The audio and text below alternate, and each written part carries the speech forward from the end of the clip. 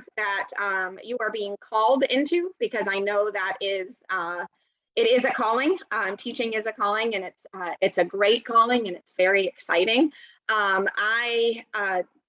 I was one of those that didn't know I wanted to be a teacher when I was younger. My mom told me I was going to be a teacher pretty much my whole life. And then I think I didn't want to because I didn't want her to be right. And gosh darn it, she was right. And I've been doing it since. So a little bit about me. Like I said, my name is Rachel Adams. I am the secondary curriculum and instruction specialist for Region 3. So I actually support, mostly I do a lot of work with new teachers. In their classrooms. I do a lot of professional development for new teachers, and I support the 7 secondary schools in the south part of Lake County. So I actually support 4 middle schools and 3 high schools. We have another person in our region that does elementary school, but my specialization is secondary. I was a middle school teacher. I went to the University of Florida a long time ago. Go Gators. Tough loss last week. We won't talk about that if we have any Seminole fans on board, but it's all right. I'm okay. I got over it. Also, I saw a bunch of you are WGU students, and that's exciting. I am also a WGU student. I am 1 class away, which is my final research project, from completing my master's in curriculum instruction. So I can relate to all of you that are working that online platform. And if you have any questions about that, I'd love to chat with you too about the WGU, for those of you that are here. I've been in the classroom, well, I've been in teaching for 15 years. I was 8 years in the classroom and 7 as an instructional coach and a program specialist.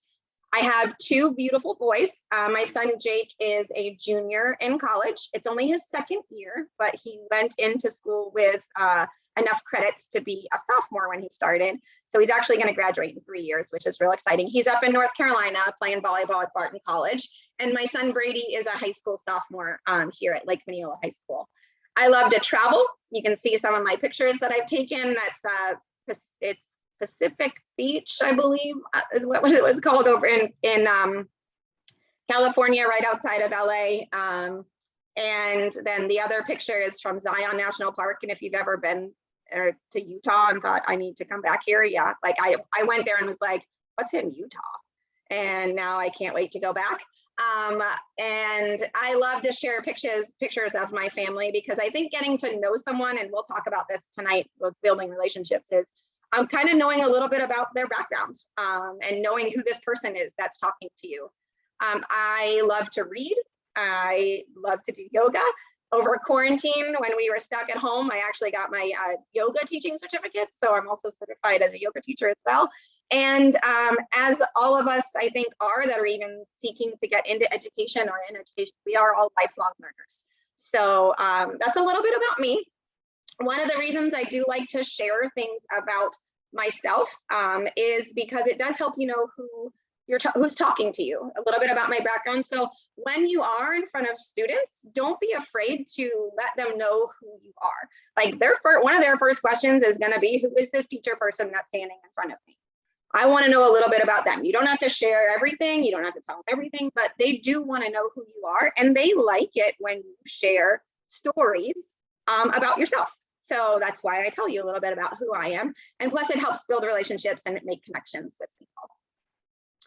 So here in Lake County, one of the things that we like to do for every professional development, as well as the expectation for every lesson when you are in front of your classrooms, is that we want to make sure that you set a purpose for the day, a purpose for learning. We like to address it as 3 different questions. What are we learning? Why are we learning it? And how are we going to know that we've learned it? So tonight, my purpose for you guys with the what are we learning is that you will learn the value of building relationships with students, parents, and colleagues, as well as a variety of strategies to help develop those relationships. And why do we need to learn that? Well, it's important for you to learn the whys and hows of relationship building in order to ensure that you create an environment in your classroom that students feel comfortable to make mistakes and view them as opportunities to learn. And the only way that they're going to feel comfortable with those things is if you set the parameters for that in your classroom and you build relationships with them so they understand that a wrong answer is okay and they're going to learn from it. How are we going to know we've learned it? Well, you'll be able to enter into your first year of teaching, whenever that may be, with a plan of how to intentionally build relationships starting on day one in your classrooms. And here's a little bit of the agenda that we're going to, some of the topics that we're going to dive into tonight. And I'll let you read that. And before we move on, are there any questions about our purpose for learning, why we're here, or the agenda for this evening? All right, so moving on. All right, so there is a book called The First Days of School by Terry Wong and Rosemary Wong, husband and wife. It looks like, well, it doesn't look like this. This was from when I was in school back in 1999. It was my first year of school teaching. There's an updated version, but this is a really great book for those of you that are getting into education, because it spells out everything that you're going to need to do for the first days of school. This quote was from that. So I want to give a second. This is going to be a very interactive presentation. It's not fun for y'all to just sit there. Let's be honest. It's not fun for me to talk to you for 2 hours and not talk to each other. So we will be having some question and answer times, and don't be afraid to share your thinking. So I'm going to ask you to read through this quote in this book for just a second. I'm going to give you maybe 60 seconds to read that, and then we're going to discuss it as a group. So tell me what stands out to you after you read it. So I'll give you a minute. So think about, as you're reading, what stands out to you.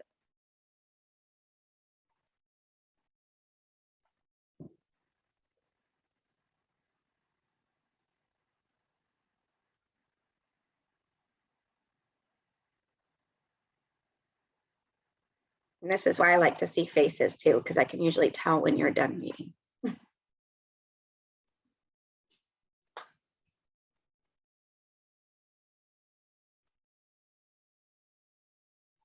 About 10 more seconds.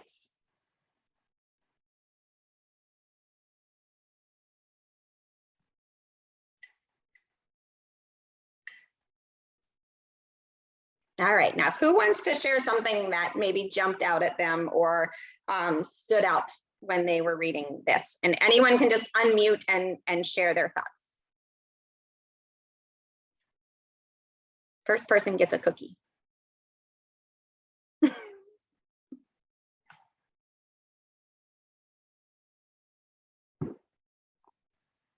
May I say something, I guess? Yes, thank you, Jacob. Okay, raise hand button.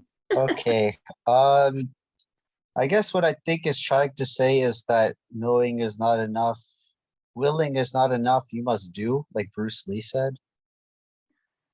Those are his exact words, I think. I like that. Knowing is not enough. I think, yeah, he's hitting on that when he talks about enough, that. you must do. Nice. I like that. We And have Rachel, to do. Somebody in the chat, Maria Clay, wrote, just shows that we have things to learn. So true. Even our 30-year veteran teachers still say they have things to learn. We're learning all the time. Before I move on, anyone else? Something that stood out to them? Can I say something? Yes, anyone can talk. Go ahead. Thank you, Caitlin. What the first part where it says, even though you have a college degree in English, doesn't make you a teacher, much less an English teacher. I thought that was interesting. That's shocking, right? You're like, Yeah. wait, but I'm getting a degree, or I have this degree. I know all this stuff, right? I think that, to me, Caitlin, is my biggest thing that I take away from this reading, is that I can know. I worked with an environmental scientist who for 20 years was in the field as an environmental scientist, and decided to career change and become a teacher. And guess what they taught? Environmental science. So you would think that it would be an easy, and it was high school, like an easy transition into teaching. And she's still teaching, but I worked with her a long time because she had that realization that it didn't matter. It didn't matter that she was in environmental science. It didn't matter that she had all these degrees and all this knowledge about her subject. she really had to get to know the kids and manage a classroom full of students before you can get to the point where you can teach them what you know. It says a degree in English is the last thing that you need. Because Right. the first thing you need to know is how to manage a classroom full of students. Of course. So that's kind of what we're going to talk about tonight. We're going to get into how do we do that? How do we get to know, like, here we are, we have all this knowledge. We come equipped with all this experience and all this knowledge about our content areas. How do we make sure that we're managing that classroom full of students? So the easiest way to answer that question and the hardest thing to do is build relationships with them. And that's where we're going to spend our time tonight, because as I was just saying about my friend, the environmental scientist, students don't care how much you know until they know how much you care about them. And how do we do that? How do we do that? How do we make sure we have that line of caring about them as a student and letting them know, and then yet still having that respect that they have for us as someone that is an expert in their field. So we're going to go through a couple of things, and Rita here, Rita Pearson, is going to, and I think the sound should work. We're going to try it out and make sure. But Rita is, if you don't, this is a whole TED Talk, so you can, after you watch this little clip, you are welcome to go and research her. She's amazing, but she's going to get us started into why we become teachers. Let's make sure the sound shares. Can you all hear it? Can anyone hear? Okay. All right. I'm going to stop sharing for a second. I know how to fix this. I've done this enough. Screen share, share sound. Share. All right, let's try this again. Can we hear now? I have spent my entire life either at the schoolhouse, on the way to the schoolhouse, or talking about what happens in the schoolhouse. Both my parents were educators. My maternal grandparents were educators. And for the past 40 years, I've done the same thing. And so needless to say, over those years, I've had a chance to look at education reform from a lot of perspectives. Some of those reforms have been good, some of them have been not so good. And we know why kids drop out. We know why kids don't learn. It's either poverty, low attendance, negative peer influences. We know why. But one of the things that we never discuss, or we rarely discuss, is the value and importance of human connection. Relationships. James Comer says that no significant learning can occur without a significant relationship. George Washington Carver says all learning is understanding relationships. Everyone in this room has been affected by a teacher or an adult. For years, I have watched people teach. I have looked at the best and I've looked at some of the worst. A colleague said to me one time, they don't pay me to like the kids. They pay me to teach a lesson. The kids should learn it. I should teach it. They should learn it. Case closed. Well, I said to her, you know, kids don't learn from people they don't like.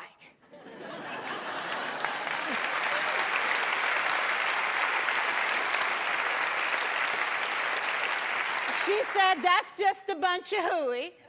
And I said to her, well, your year is going to be long and arduous, dear. Needless to say, it was. Some people think that you can either have it in you to build a relationship or you don't. I think Stephen Covey had the right idea. He said you ought to just throw in a few simple things, like seeking first to understand as opposed to being understood. Simple things like apologizing. You ever thought about that? Tell a kid you're sorry, they're in shock. I taught a lesson once on ratios. I'm not real good with math, but I was working on it. And I got back and looked at that teacher edition. I taught the whole lesson wrong. So I came back to class the next day and I said, look, guys, I need to apologize. I taught the whole lesson wrong. I'm so sorry. They said, that's okay, Miss Pearson, you were so excited, we just let you go.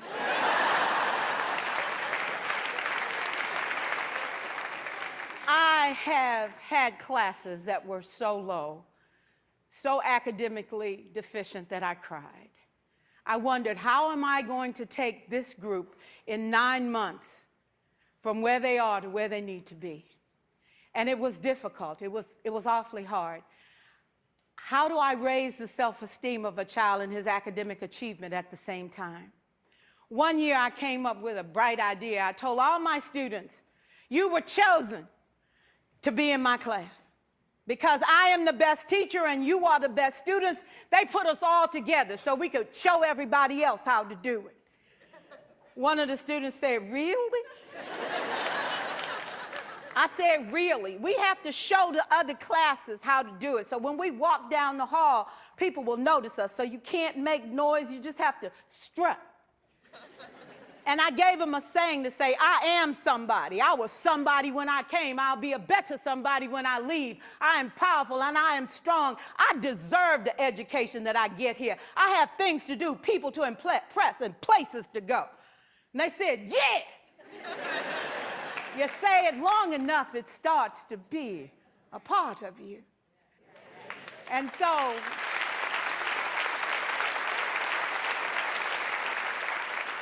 I gave a quiz, 20 questions. Student missed 18.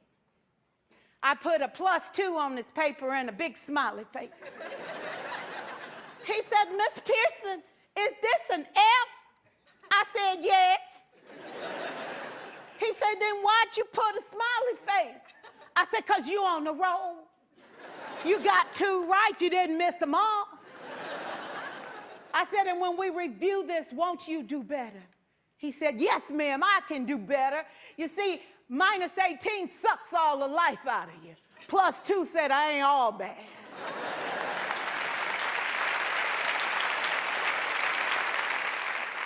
For years, I watched my mother take the time at recess to review, go on home visits in the afternoon, buy combs and brushes and peanut butter and crackers to put in her desk drawer for kids that needed to eat, and a washcloth and some soap for the kids who didn't smell so good. See, it's hard to teach kids who stink.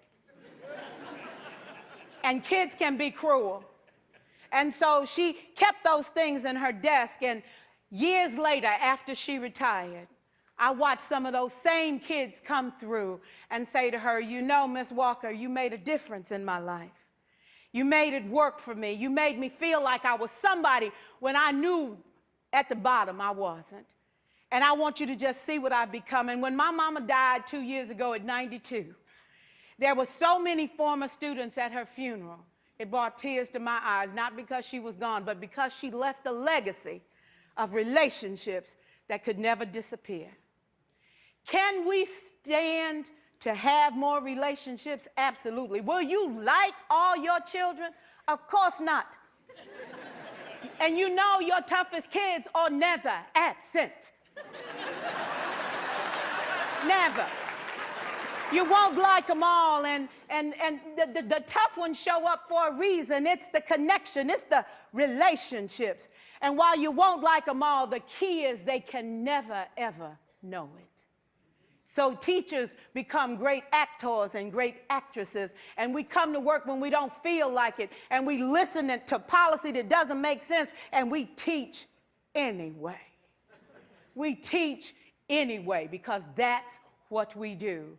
Teaching and learning should bring joy. How powerful would our world be if we had kids who were not afraid to take risks, who were not afraid to think, and who had a champion? Every child deserves a champion, an adult who will never give up on them, who understands the power of connection and insists that they become the best that they can possibly be. Is this job tough? You betcha. Oh God, you betcha. But it is not impossible. We can do this. We're educators. We're born to make a difference. Thank you so much.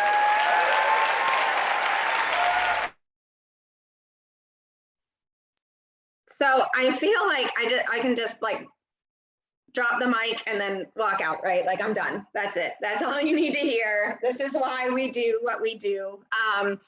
I love that video clip because she speaks to my heart. I think she touches a lot of us. I saw some of you guys laughing because she's funny and she's true. But you know, it's why we do what we do, and we do what we do to change the world and to touch the next generation, and that's why we're here. So she has a lot of little nuggets in there that are really good. I like when she said that she wrote the +2 instead of the -18. Take that with you, right? When you're in your classroom, like, just remember that. Remember that when a kid is struggling, it's not gonna help. They know they're struggling. They know.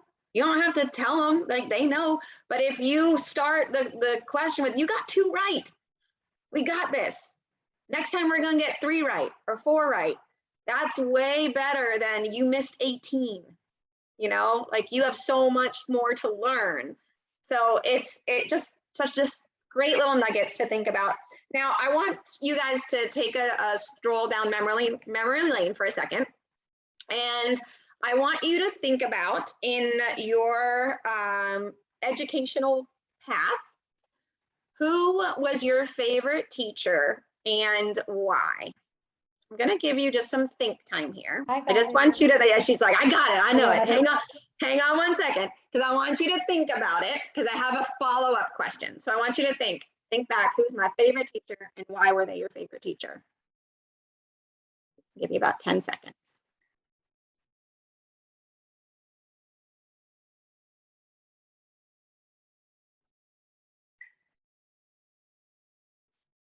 All right, so I'm sure everyone's got someone in mind. In the chat, I would like for you to give me one of 2 words, okay? So you're just gonna type one of these 2 words. When you thought about why they were your favorite teacher, was it content, the reason why they were your favorite teacher, or character? So in the chat, real quick, just drop it. Was it content or character?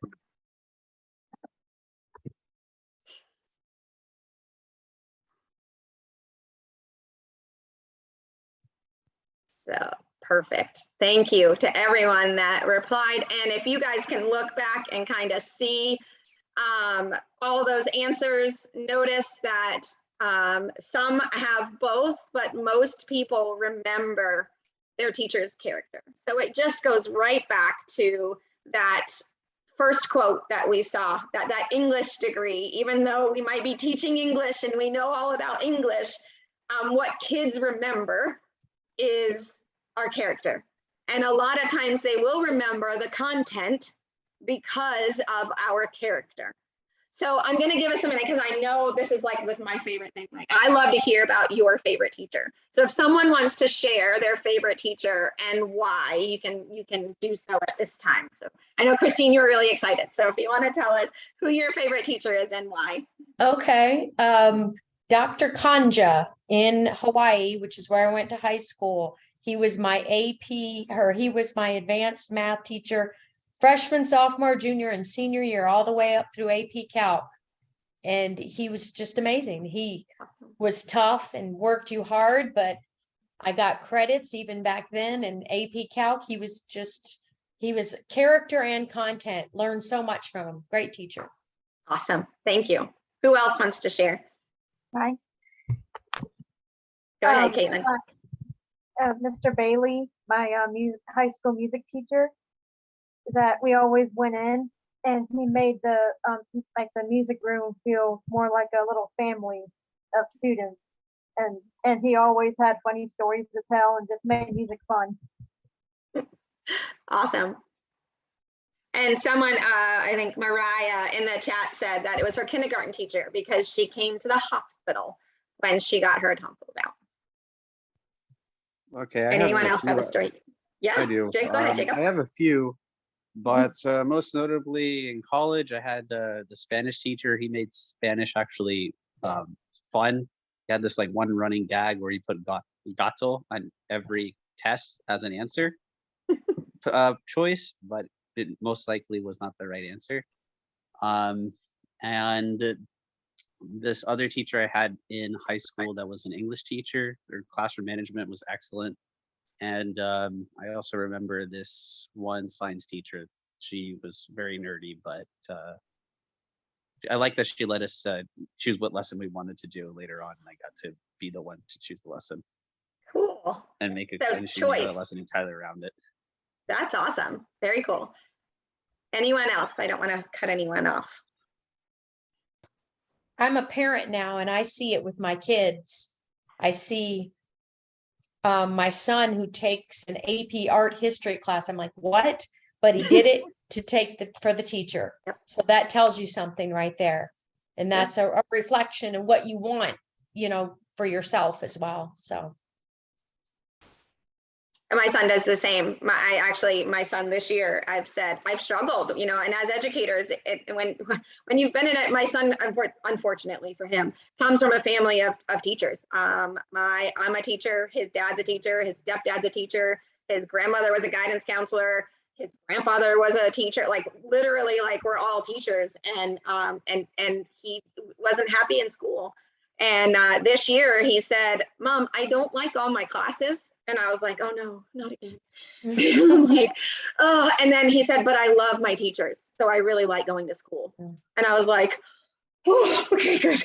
Thank you. So he's learning, you know, like obviously they're in there to learn, but we have to get them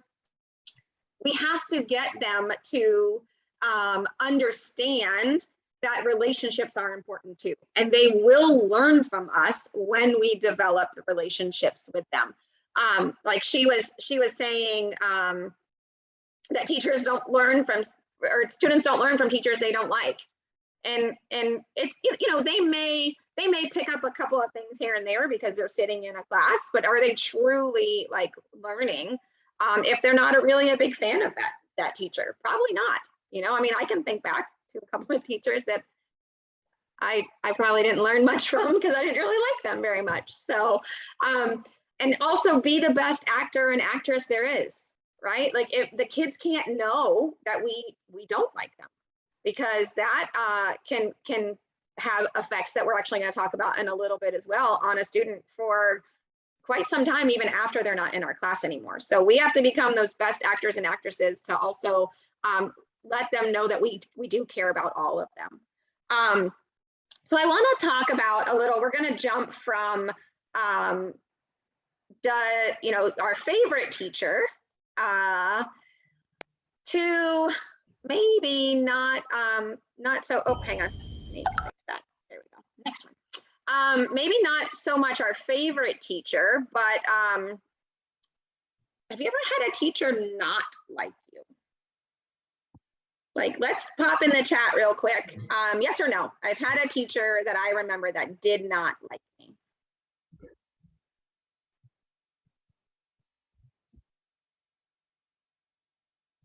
We got one yes, and no, there we go. A couple of no's, yes, yep. Had a teacher that didn't like me. So I kind of talked about it. Yeah. Oh, Jacob said he didn't pick up materials fast enough. That's why they didn't like him. So imagine that. Okay, Jacob, I'm going to ask you specifically, just because I'm curious, how long ago was that? What year was that? Was like, in college, and I believe okay, it was back in like 2015. Okay. I also had like a teacher trainer that from a language academy, the worst experience ever. And he fired me after the third day of training because I did not pick it up fast enough. Oh, all right. So that you remember that, obviously. Yeah, that was like only a few months ago, that teacher training workshop. So my reason for asking is that you said, you know, you mentioned 2015, like it stays with you. I'm sure that some of you that said yes, it wasn't like, it may have been like a first grade teacher that, you know, didn't like you for some reason. Yeah, there you go. Mariah just said her first grade. And then Jamie said, I had a teacher that didn't like anyone. Well, what are they doing? What's the point of going into education if you don't like anyone? So I want to read you a little bit of an excerpt from a book, and I always like to share my reading so that in case you want to continue to read after I finish. This is called the Distance Learning Playbook. It is written by Doug Fisher and Nancy Fry. We actually these are some of our go-to authors that we use a lot of their writing in our work in Lake County.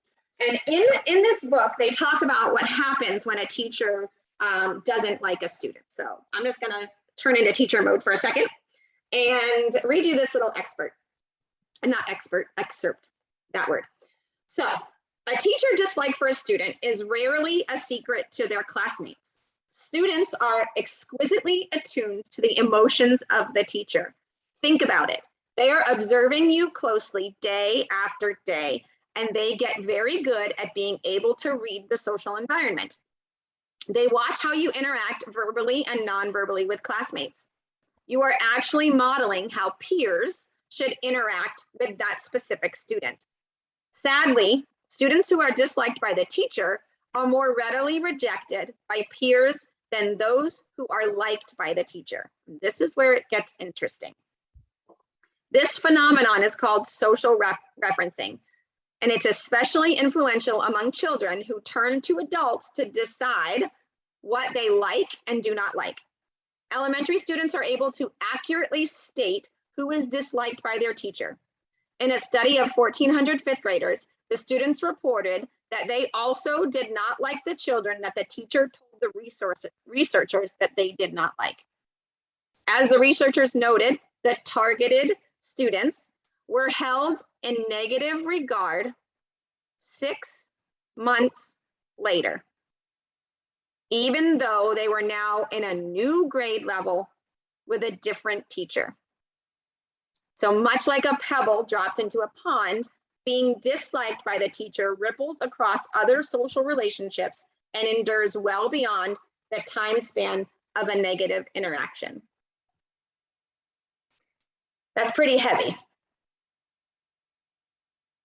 A teacher, us in this room, in this Zoom room, not liking a student where that student knows they're not liked and other students know they're not liked, are not liked by those same kids even when they leave our classroom 6 months late, up to 6 months later, because we couldn't pretend, right? That you were going back to that actor-actress thing that Rita was talking about.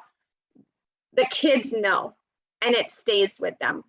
And that can be really heavy. And the scary thing is that we have an unbelievable ability to influence the next generation, both good and bad. So you have to remember that as you step foot in front of these kids every single day, is that they're looking to us to decide how they're going to treat each other.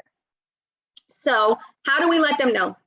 How do we let them know that we care so that they can actually learn from us and care how much we know? Do you make time, and this is what, when you get into the classroom, you want to make sure you're answering these questions for yourself. Do you make time to learn who they are? And do you know their name and their story? So you want to ask the questions. We're going to get into a couple of ways to do that. We're going to talk about community circles and community builders that you can use in your classrooms. But they want you to know their names. So make it a point. I know it sounds kind of silly and simple, but make it a point to use their names and to pronounce them correctly. Take 2 minutes. I love the 2 minute, I call it a 2 minute drill, where every day you take 2 minutes to just maybe talk to 2 students about something that doesn't have anything to do with your class. So if you notice that they're wearing a jersey of some type, and maybe they play a sport and you want to ask them about the sport that they play, or maybe they're a fan of a team. Just take those 2 minutes to kind of get to know your students, because they're going to notice. And you also have to share who you are too. You want to offer them praise. We like to be praised when we do something good. So do kids. They want to hear when they're doing something good. They want to hear that +2. They don't want to hear the -18. Treat them with respect. A lot of these things sound like duh when you kind of look at it, right? You're like, yeah, of course, that's what I want to do. But sometimes when we get in front of a classroom of kids, we forget because we're the one in charge and we sometimes forget those things. So we want to make sure we're treating them with respect. And one of the ways that we do that is to make sure that we are following through with our word as well, that we want them to build that trust with us. So we want to make sure that when we tell them, I collected your essays that you wrote and I'm gonna get them back to you on Monday, and we don't give them back to them on Monday, we're breaking our word, and that's disrespectful. So we don't want them to do it to us. So we want to make sure that we treat them with respect. Build that trust. That's one of those things that I was just talking about. You want to build that trust with the students. Don't go back on your word. Respect their time. That's a big one, especially if you are thinking about going into a middle or high school setting. We only have 45 minutes with them, 50 minutes sometimes. So you don't want to hold them after class because you couldn't get in everything that you needed because they got to leave and go to another class. So when that happens, even though for you, you're like, oh my gosh, this is so important, I need to get this in, you are now making them late for their next class. So you're kind of breaking that trust with them. If you want them to show up to your class on time, then you want to make sure that you dismiss them on time. So you want to make sure you build trust with them. The ones with the little stars next to them, we're actually going to go into a little bit later in a couple other slides, especially this one, using community and restorative practice circles. That is something that as a district in Lake County, we're really big on, and we'll go into that in just a minute. This is my boss, who is the regional executive director for Region 3, this is her mantra, and it has trickled down, and I love it. And I like to make it my life mantra as well. Assume positive intent. When we are talking to our students and we have let's just say we have a student who is consistently not turning in work. That never happens, right? Like kids always just turn in work on time and we never have to worry about that. That was sarcasm because it always happens. But we want, rather than me saying, why don't you have your homework? I could say to a student, what's going on that you're having trouble getting this done, right? Maybe something's happening in their house that they don't have time. Maybe they're working. If I'm at a high school, they might be working to support their family and they don't have time when they get home to do the homework.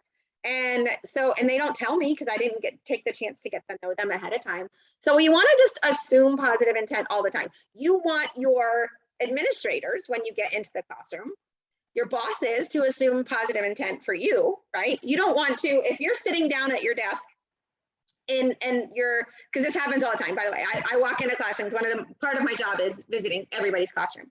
And inevitably, this is what happens. I walk in, if a teacher is sitting down, when I walk in or an administrator walks in, immediately they do this. And they start walking around, right? And I'm like, it's okay. Like, I'm not going, just because you're sitting down, I'm not going to assume that you're not doing anything.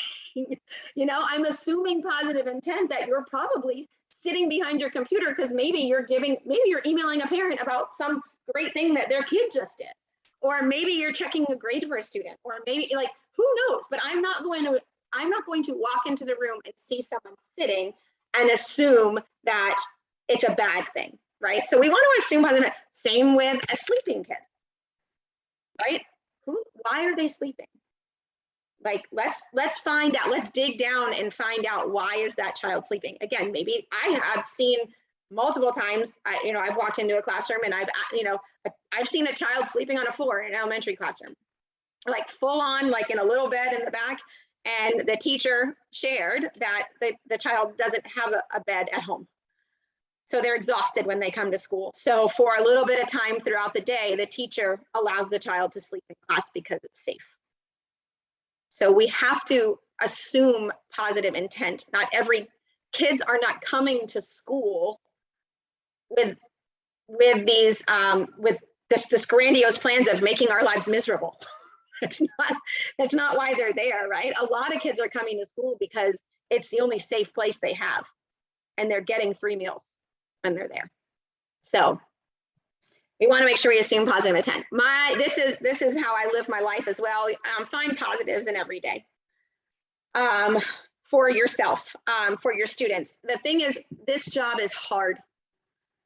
When you get into teaching, you're going to shed tears.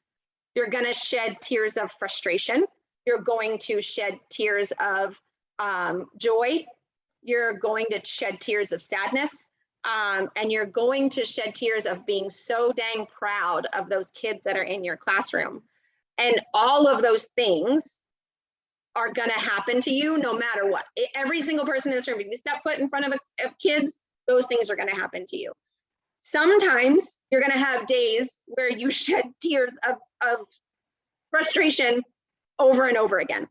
And on those days, it's really important to remind yourself what we are there to do, that we are there to find those positives in every day. And I guarantee you, even on your hardest days, you are going to make a connection with a student at some level, and it's going to be a positive connection. So you just have to remember, even on, I had a teacher that I was working with that was a career changer. She had retired, get this, from the federal prison system. Okay, so she was an accountant at the prison, and also part of her stuff was like a prison guard as well in the federal prison system. I say that to reiterate, that is repetition. I'm going to reiterate the fact that she retired from the federal prison system. She came to teach 7th grade math. One day, after maybe 2 months, she came into my office in tears and said, "I can't do this. I'm quitting." And I was like, "Hold on," because I've seen her in action. And I was like, "You can't. You have so much to offer these kids." And I'm like, "Tell me what's going on." And she told me she was just frustrated and couldn't do it.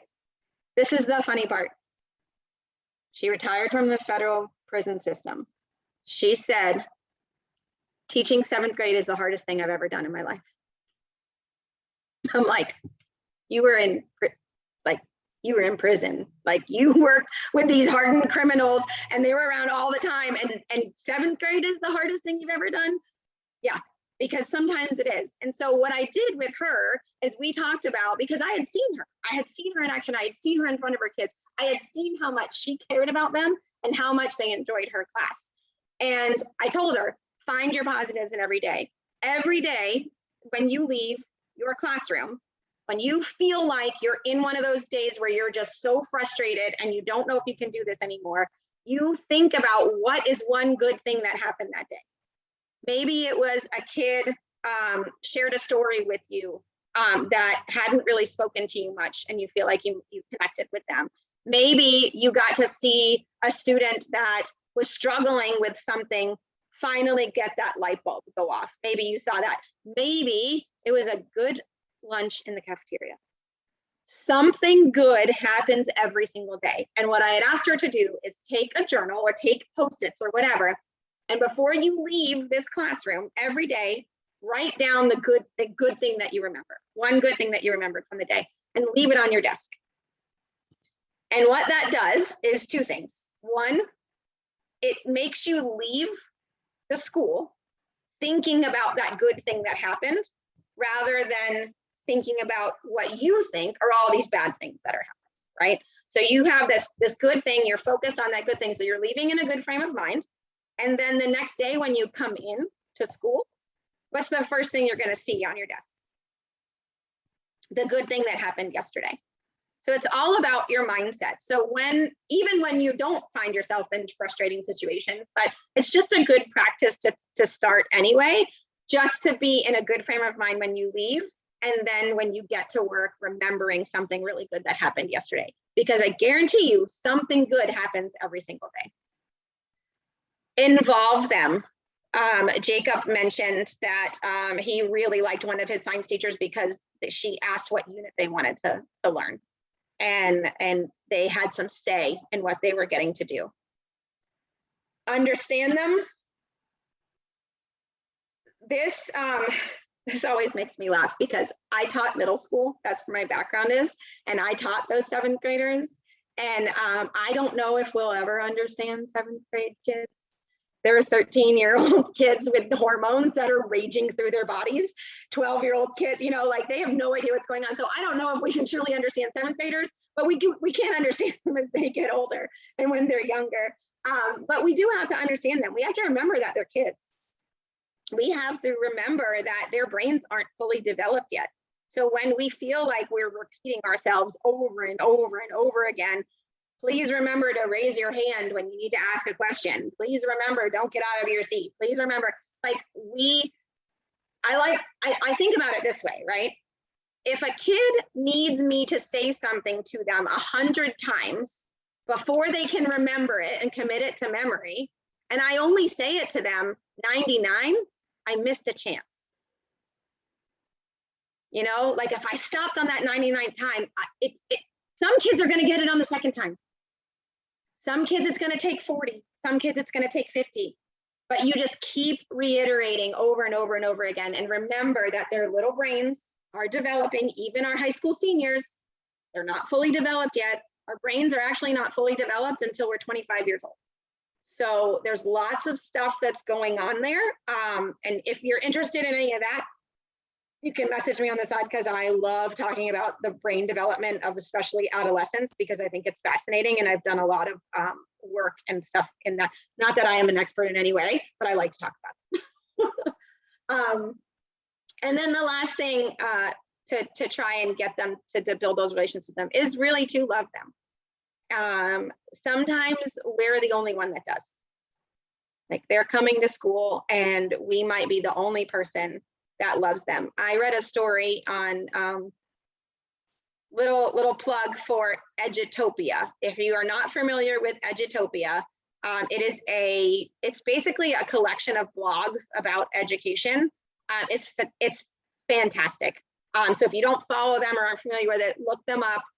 It's really good. And they're great. I love quotes. And they're great with like posting quotes on Facebook. If you follow them on Facebook, they have great daily quotes that make you feel good about why we go into this career. So worth a follow. But in that one day I read something about a woman who had been teaching for quite some time and she was telling a story about a student that she had. And the student came into school and she noticed something was off when he came into her class. Yes, thank you, Jamie. That's right. Edutopia, she put it in the chat. So she was talking about this student that came into class and she was like, something's off, right? So she went up to the student after class was over because they were quiet. They weren't causing a problem or anything. And she said, hey, is everything okay? Like, are you okay? And the kid just had like this blank stare. And he kind of looked at her and he said, no, it's not. And she said, well, what's going on? And his response was, my mom died last night and I didn't know what else to do. So I just came to school today. So in his little mind, like he didn't want to sit at home. Like who knows what was happening in his family, right? We don't know what was going on, but his normal was school. And he didn't need someone yelling at him that day. He didn't need someone asking him why he wasn't paying attention. What he needed was that teacher to ask what's going on, what's happening, to notice that something was off. And she said that that's the day that she realized, even though she had been teaching for quite some time, that she was not teaching English, she was teaching kids. And that's what we have to remember about every kid that comes into our classroom. There is a story there, and some of their stories would break us. And we need to understand where they're coming from. So that is why we build the relationships with them. So I'm going to let you guys read this quote talking about loving our students. So I'm going to give you a minute here.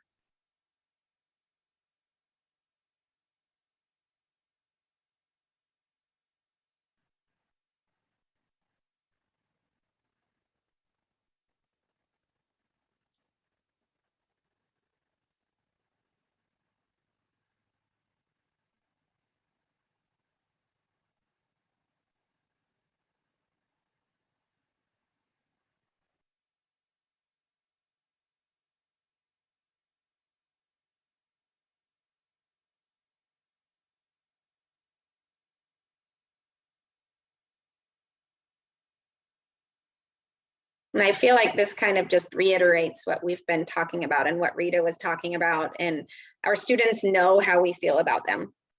And if we don't like them or we see them as a behavior problem, they know it.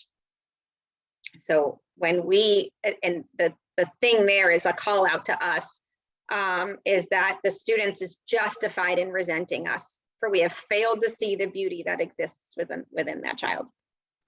Are we called to do what seems impossible sometimes? Yes, we are. But think about what we talked about when we first started talking about your favorite teacher, and strive to be someone's favorite teacher that in 15 years, when they're sitting in a room of future educators, it's your name that they say because of your character and how you made them feel in your classroom. Ways that we can, now we're going to kind of get into some strategies that you can use now to build those relationships in the classroom. So in Lake County, we are what is called a restorative practices district. And restorative practices is basically that we are looking to teach the kids and in our charge how to resolve conflicts in a productive way. The first thing that you have to do before you can teach kids to resolve conflicts is you have to build a community in your classroom. So if you look at this diagram right here, it has tier 1. Tier 1 is where you start literally on day 1 with those community building circles. And it looks something like this. You literally have your kids stand up and get into a circle around the room. You, as the educator, as the teacher, are a part of that circle. You are not in the middle. You are not on the outside. You are a part of the circle because you are a part of the community in your classroom. And you ask a question. Now, in these community circles, there is no opt-out. Every student is expected to answer. And you basically just go around in a circle and everyone answers the question. And it starts with stuff that's really, really simple. And this is to build community. So you can ask something as simple as, what's your favorite ice cream flavor? And the kids go around and all say their favorite ice cream flavor. What's your favorite, or what would be your dream vacation? And then they would say where their dream vacation is, where they always wanted to go. So lots of different ways that you can get kids talking. And what this does is it builds community because, Christine, I see you first when I'm looking at my screen here. Like, let's say we're in a community circle and it's dream vacation, and Christine says, I want to go to Santorini, Greece. And I'm like, holy crap, me too. Like, I want to go to Santorini, Greece. And so now after our community circle is done, and maybe if Christine and I run into each other later on, I'm like, tell me about Santorini. Like, why is it that you wanted to go there? And tell me. And then we've made a connection because of something that we shared in a circle. So we don't want to just build relationships with our students. We want them to build relationships with each other so that we can create that community in the room where, remember, our purpose that was stated way back at the beginning when I started talking was that we want kids to be able to feel comfortable, to make mistakes, and to learn from them. They're not going to feel comfortable making mistakes in a room where they don't know anybody. So we have to build that community. Another tier 1 is that affective statements and affective questions. And I have definitions of what those are on the next slide. Then what you do after you build the community, that never stops. You're continuing to build communities throughout the year. Then what that can do is once you build the community and the kids get to know each other, then you can move to actually using those community circles to start solving some problems. And let me give you an example. I had a teacher that I was working with that noticed, and it was a middle school teacher, that her students were struggling with group work. And when I say her students were struggling in group work, they weren't doing what they were supposed to be doing when they were in a group. And it was super frustrating for her because we know that talking about your learning is very important to help kids understand what's going on. And group work is essential to learning. And it wasn't happening in her classroom and she was getting frustrated. So she stopped, she had built a community in her classroom and she stopped in the middle of one of her classes and said, that's it. Everybody in a circle. We have a problem, we need to solve it. And instead of those, what's your favorite ice cream questions that she had started with, she threw out the question, what does productive group work look like? And every kid answered the question of what does it look like? So they were able to say all these things. And then she started taking notes and she was writing down all the things that they were saying. And then when they were finished, she gave a little like, here's why she gave the why behind why group work is important. She talked about how talking about your learning and hearing from others and consolidating learning is very important to get you to understand the concepts. And she went through this whole thing. And then she said to the class, this is what you guys said group work needs to look like.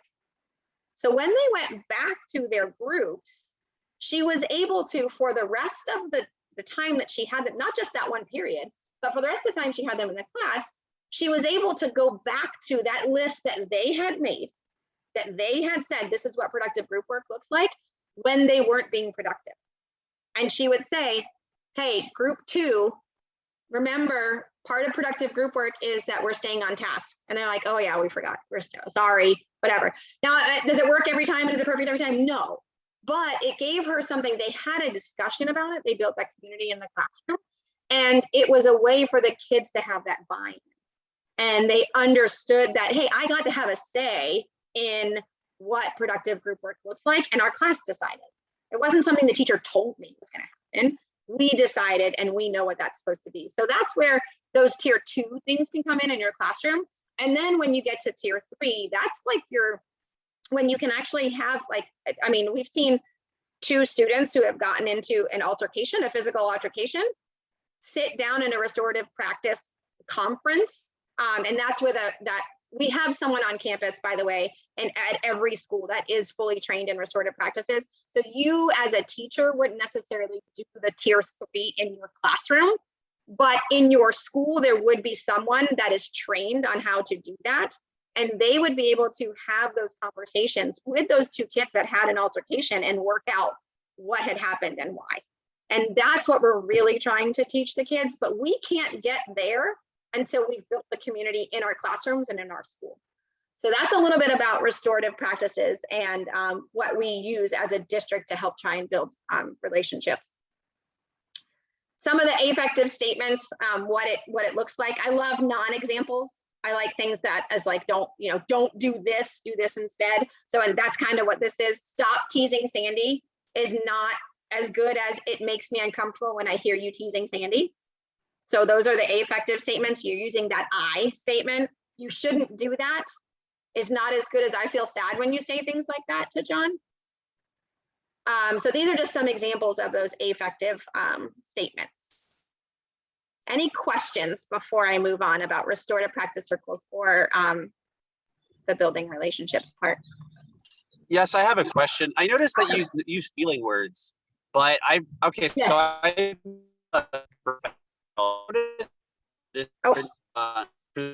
Hang on, Jacob. We're getting every other word. Okay, sorry. Can you hear me? Okay, that works.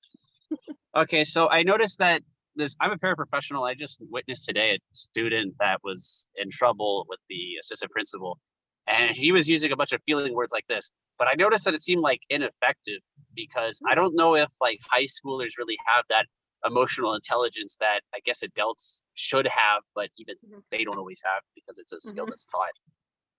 True. EQ problems. I agree. So I don't know how relevant is, like, how practical is that anyways? So I agree. And that's where I was saying, like, if you look, like when we were talking before, like you can't jump to that if you haven't built the relationship with the student, understand the student. So I don't know, I wasn't in this situation, but if that's if you're having those discussions with a student, and I'm not, and also no, by the way, guys, here's a little cheat code. What works with one student doesn't work with another student.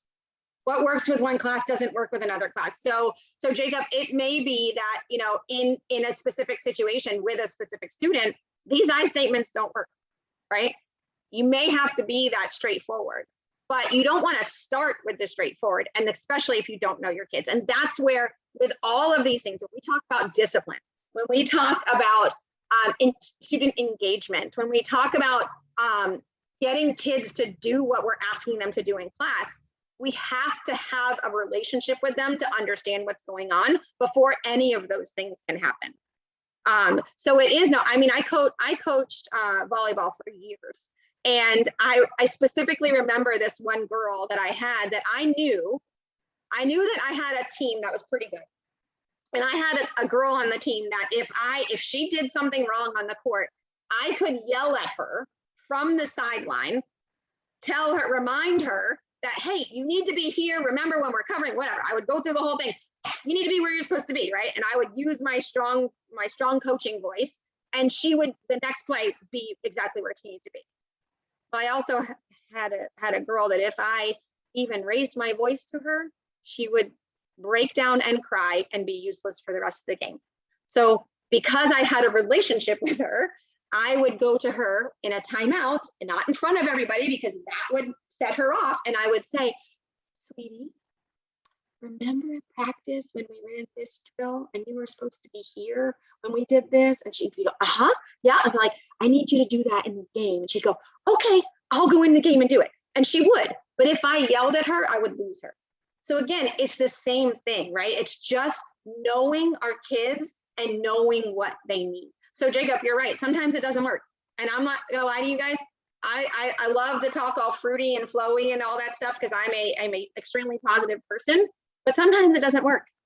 And that's okay, because most of the time it will. It's just that when it doesn't work, we don't give up. We find a way that it will work, and we find a way to connect with the kid. So thank you for sharing, Jacob. Any other questions before we move on? I just want to mention that I think that this particular page here, like Jake says, is more relevant for K through 5, because those children at that age, they care about their teacher and they care what their teacher thinks. True. After 5th grade, yeah, we can forget it then. Okay. That's where we go back to like that understanding them. I don't think we can understand middle schoolers. It's too hard. Right. You've got to be a little crazy to like middle and high. And that's what I sub for, is middle and high. So, yes. Anything else before we move on? I love that you guys are participating. That's my favorite part. All right, we're gonna jump into some work. So I'm gonna ask you guys, we're gonna take some time here to read. In one of the things in Lake County that we like to provide every day in a lesson, or whether it's in one class period or if you're an elementary school teacher, if it's all day, we want students to read, write, think, and talk. So we have done some thinking. We have done some talking. I'm not going to make y'all write too much tonight, just some notes on this if you need to. But I am going to ask you to read. So what I'm going to do is I'm going to pop a link into the chat, and I have to stop sharing so I can find the link on my computer. Okay, there we go. All right, so I'm going to send this link into the chat, and this is an article about why teacher-student relationships matter. Let's see. All right, I popped it into the chat. So if you guys wouldn't mind. I'm like in 2 Zoom meetings right now. You're what? Oh, I missed her. All right, so if you guys can click on that document, and I should be able to see some people popping in. Perfect, I see all your little emojis coming in there. All right, so here's what we're gonna do. I'm gonna take, it is 6:46, and we've been at this for some time now. So I'm gonna give you 8 minutes because I wanna make sure we come back and talk about it. So I'm gonna give you 8 minutes to read through that document, to use the restroom if you need to use the restroom.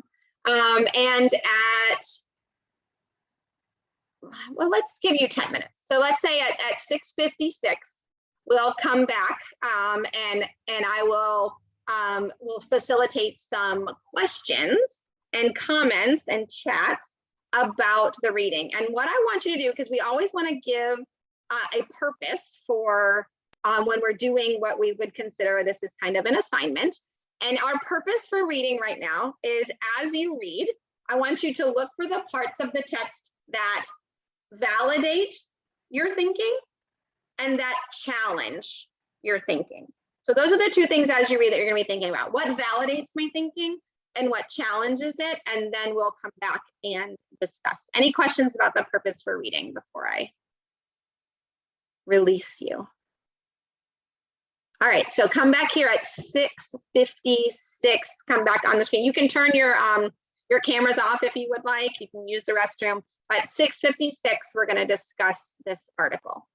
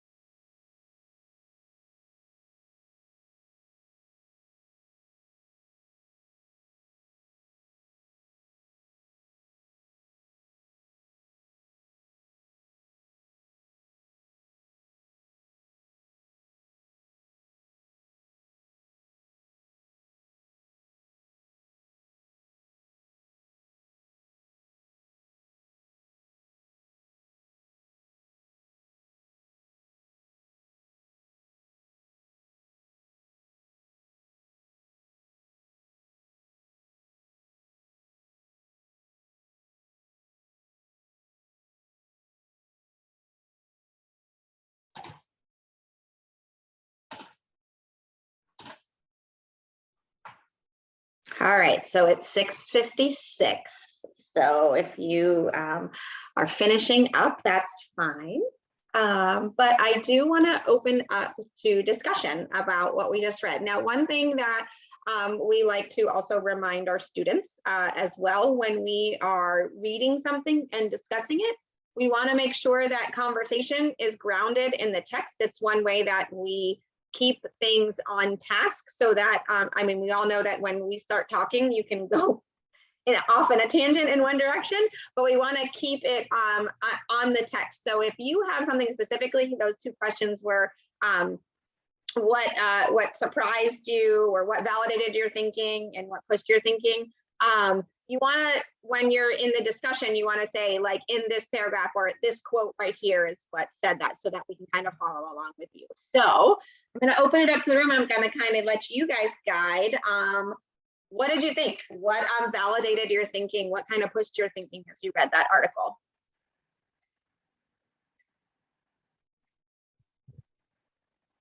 I want to say that one thing that really challenged, I'm sorry, not challenged, but what was my thinking was, or surprised me, was that authoritarian discipline. I think that was like in the second or first or second paragraph. It says that it can get in the way of building relationships with your students. And I also remember hearing that students want to be heard, like when it, like getting feedback and everything. So that way the teacher can understand, like, you know, how can they improve the students. And one that challenged my thinking was empathy, having more empathy for the students. Yeah. So that's what I read. Thank you, Caitlin, for sharing.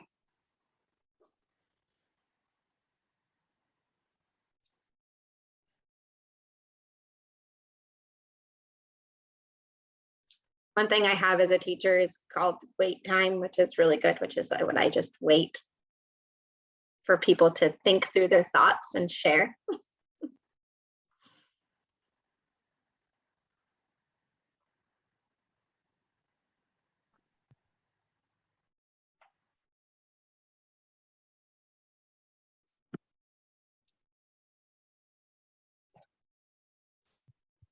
Oh, what I liked about, or one paragraph I liked was the paragraph about empathy, because I think if kids know you empathize with them, that's just critical. If they think you empathize, that's caring.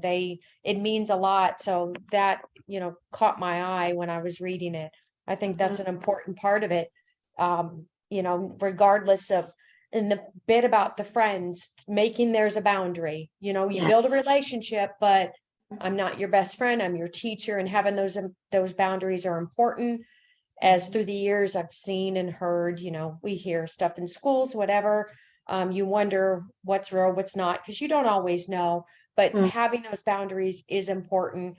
I mean, kind of like you have with your student or your children's friends. Yes, you can come over, we're friends, you can have dinner with us, but I'm a mother, and there's a boundary. So that caught my eye. Excellent. Thank you, Christine, for sharing. One more. We can get one more person.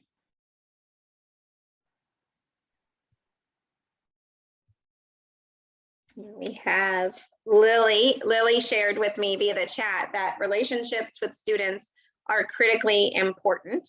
And we need to engage more with them by knowing their hobbies, their interests, and setting up classroom rules. Very true. Getting to know them is really important. And it's not hard. Like, you can, as a kid walks into your class every day, you can ask them a question, or you can just, I mean, it might be hard if you're at a secondary level sometimes, because sometimes we have 180 kids that we see throughout the day. But you see them every day, and you just make it a point to have an interaction with each one of them. Anyone else want to share anything about the reading before we move on? Caitlin, it looked like, did you have your hand up? No, okay. All right. Well, Thank you. Thank you for those of you that shared, and thank you for reading through that. I did add in there at the very bottom, there are a couple of other articles about teacher-student relationships. If you are so inclined to read through them, and I also gave you the link to that one specifically. And I think that, yeah, there's an Edutopia one on there as well. So if you're interested in reading anything more about that, I gave you those links. So we're going to look at a couple more things. Notice that we spent most of the time talking about students and building that teacher-student relationship. Oh, hang on, I want to go back to that. So a couple of things, and we talk about having strategies that you're going to use when you walk into the classroom. Some questions that you want to ask yourself before your first day of school is how do students seek connections with you? How are they going to find ways to connect with you? What are you going to be okay with? Christine, you mentioned like those boundaries. What are those boundaries that you're going to make sure that you have, but then also how are you going to make sure that they do feel connected to you? How will your students know that you care about them as people? What are some things that you're going to do? How will your students know you care about yourself as a professional? I think that's not something that we think about too often, right? Like, how do they know that you are constantly learning? How are you going to share that with them? How will your students know you hold their abilities in high regard? Again, that goes back to that +2 instead of the -18. And how are you going to encourage that critical thinking in the classroom? So those are just a couple of things to think about as you enter into the classroom. The culture in your classroom should always be positive. I know sometimes that's hard, even on bad days, but great teachers, I love that this little quote right here, great teachers draw attention to the good and getting better, just like the +2 instead of the -18. And this quote in this little picture here says, if you look for something to criticize, you're going to find it. And if you look for something to compliment, you're going to find that too. It's your choice. So when you are entering into a room and you have a procedure set up that kids are expected to, when they come into your class, they are expected to sit at their desk and take out, let's say we all have Chromebooks. So they take out their Chromebook and they log into Google Classroom. That is what your expectation is when they walk into your classroom, okay? And you notice that when you walk in, that there's a group of 3 kids and 2 kids have their Chromebook out and 1 does not. When we talk about narrating the positive and looking for something to criticize and looking for something to compliment, instead of saying to that 1 kid that doesn't have it out, where's your Chromebook? Why don't you have your Chromebook out? You know, that's my expectation when you come in here. You can flip that and say to the other 2 that are prepared and ready, thank you so much for being prepared and ready for classroom. I really appreciate it because it helps us get class started faster. In both instances, you are addressing the child that is not prepared. But in one way, you are doing that in a way that you are complimenting those that are doing what they're supposed to be doing. And on the other way, you're criticizing the child that hasn't done it yet. So it's just a way of thinking for you. So that is one of my favorite things. And one of the easiest things for you to do is look at what is positive in the classroom and going on and try to narrate that rather than always pointing out the negative things. We want to make sure that we're creating rules, or like I like to call them, agreements. Rules are something that are done to you, where agreements is that something we discussed and talked about and are going to work through together. And make sure that you explain the expectations. Agreements, when we use them, do convey those high expectations. A rule is something that is, like Doug Fisher says here, compliance-based.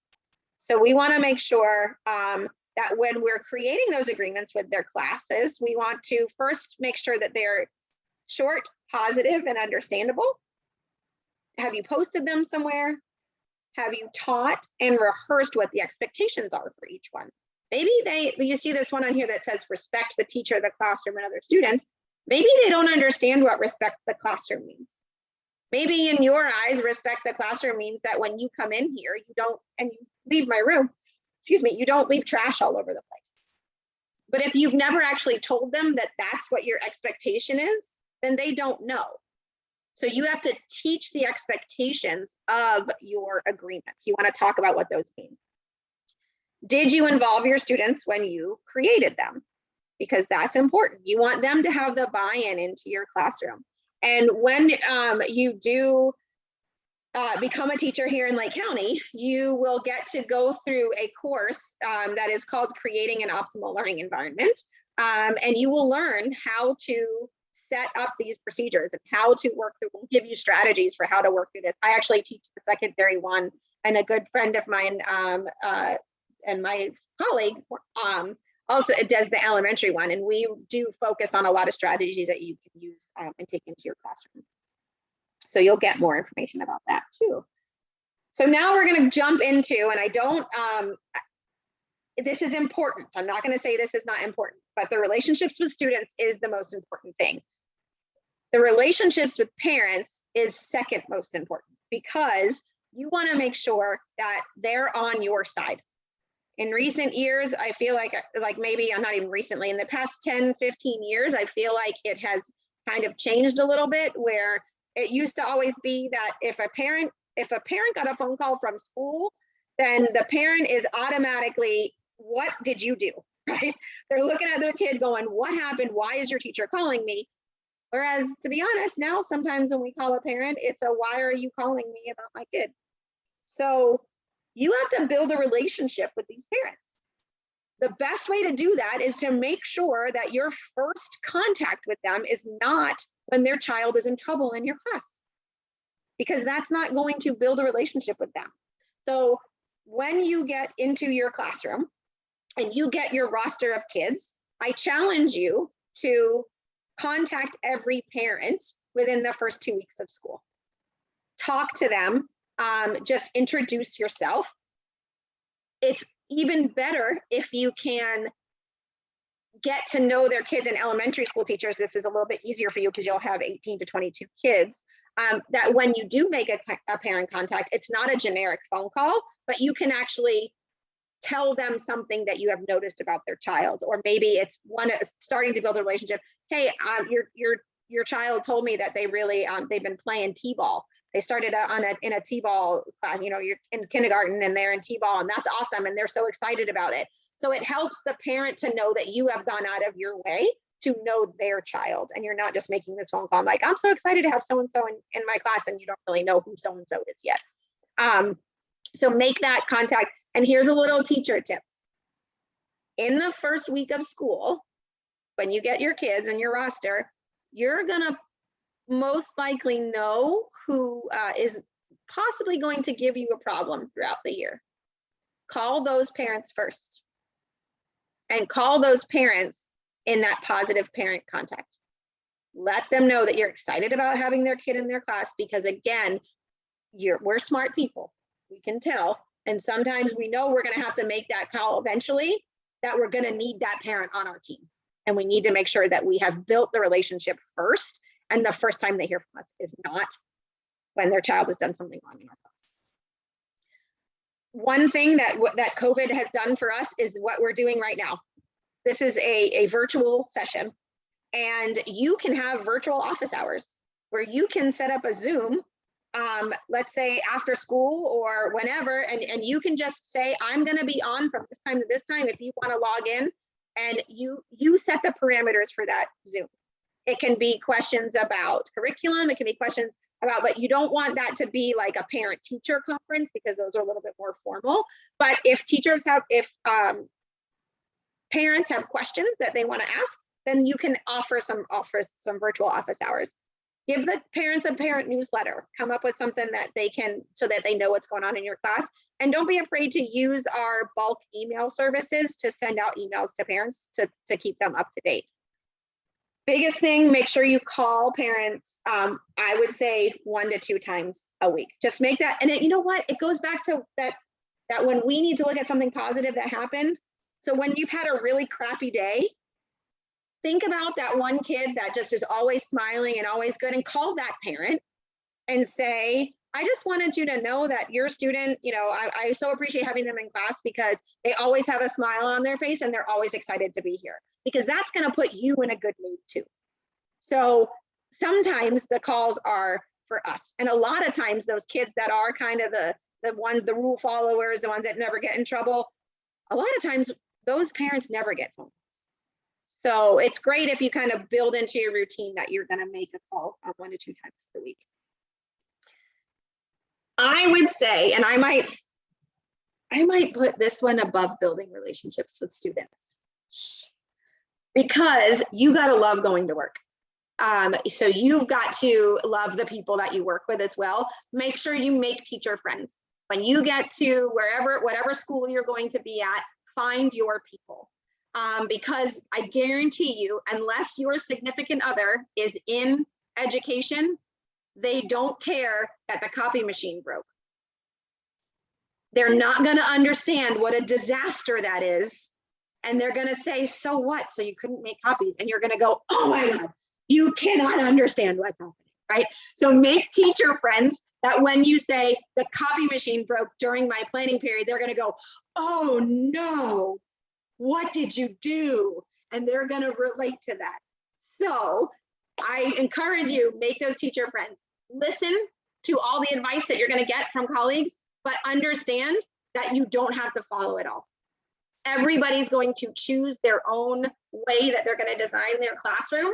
And while you can take it all in, know that that's not, everybody works differently, and that's okay.